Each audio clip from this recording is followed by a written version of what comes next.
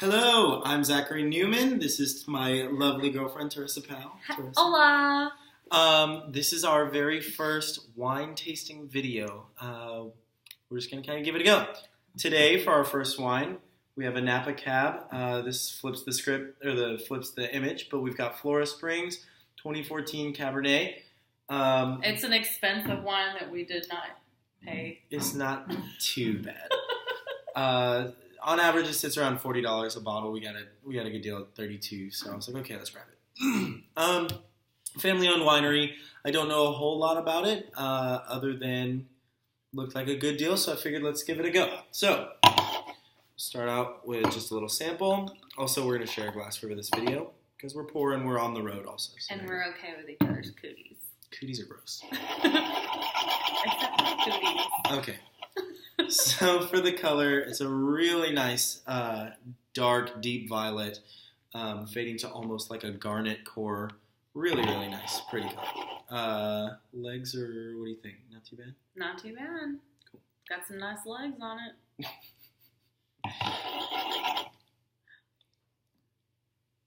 it. Be careful. On the nose, it's actually really strong on the alcohol, which is interesting because it sits at, I think, 14.2 alcohol by volume, which is high, but not too bad. I mean, for a Cabernet.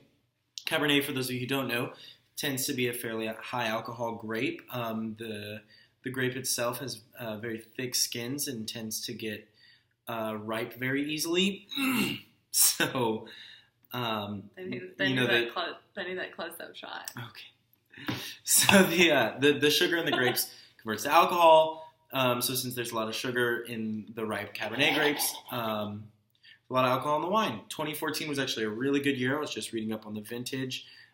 Great weather, very, very little to complain about. Early harvest in, I think this is mid to late August. Looks great. So on the nose again, I get things like blackberry, black cherry, a little bit of herb. Some like sage and baking spices as well.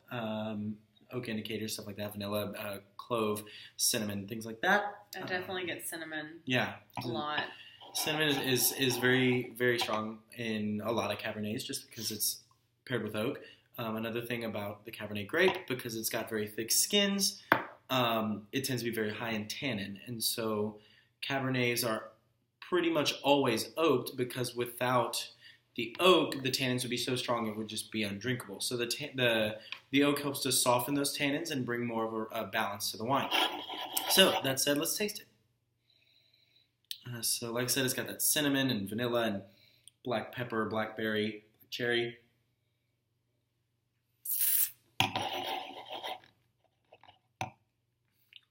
Very bold.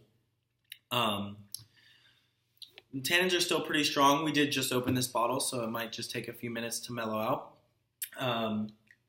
But off the, we bought this glass at Walmart. Because again, we're on the road. We're bougie. It's pretty strong tannins, I'd say. I get a lot of the oak indicators on this, and I think it probably just needs a few more years to calm down, honestly, but it is a very tasty wine. Like I said, I'm getting a lot of dark fruit. Yeah? I mean, I definitely agree. There's a lot of more that. Like dried fruit. Yeah. Dried cranberries. Dried cranberries. I think like even craisins. Even like over-ripened like blackberry and like that kind of like it's been sitting on the vine too long kind of thing.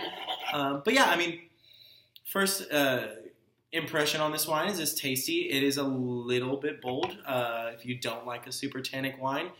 But I love a cab. So I would. Yeah, but even still, like I love a good cab too. But this one I think could probably use maybe. This is a lot different than the one that we had the other day. 4 or 5 more years. Yes. What was that one that we had the other day? Ooh, it was something very simple. It was like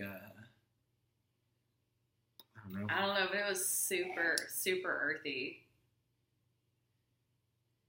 I really, really liked it. I have no idea. We drink a lot of wine. We'll have to figure that out. It was really good. It's what made me realize I loved cab. Yeah, so Teresa's into cab. I'm a little I prefer a little bit more of a medium body on my wines. I do like Cab, and I'll drink anything. I'm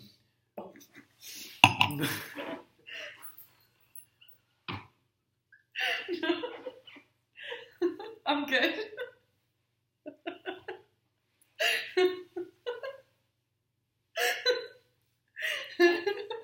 You love me, right? It is what it is, you know. It smells really good. For those of you who don't know, I'm kind of the one who started us on wine. I've been self-educating on wine for a couple years, getting ready to become a sommelier, or to get my level 1 certification at the very least. We're both musicians. I'm an opera singer. Teresa's a wonderful flutist. And Thank you. Wine is... You're so welcome. Yeah. But yeah, I mean, we do wine as a hobby. I'm starting to get a little more into it, and I'm bringing Teresa along for the ride. We're getting ready to start Eat, Drink, Opera here pretty soon, which is going to be our podcast. That should be dropping sometime in mid-August. Available where you find your podcast. Where you find your podcast, Apple Podcasts, or anywhere else. Yeah. But yeah, give us a listen. If you like what we've got to say here, great. We love it. If you've tried this wine and you want to tell us a little more about it, or if you know this vineyard, let us know. This is the Combs and Garvey family. Family owned, estate grown. Show the bottom? Yeah, I showed the bottom. Like I said, it's pretty tasty, but I definitely think it needs a couple years. I do think that perhaps in about 5 years, it's going to have a lot of that really nice secondary, like, herbaceous and floral notes. I think you'll get a little bit more of like that kind of dried rose petal and violet and things like that. But right now, I think the tannins are a little bit strong, but not too strong to drink. So if you will just pardon us, we're going to get to it. Bye.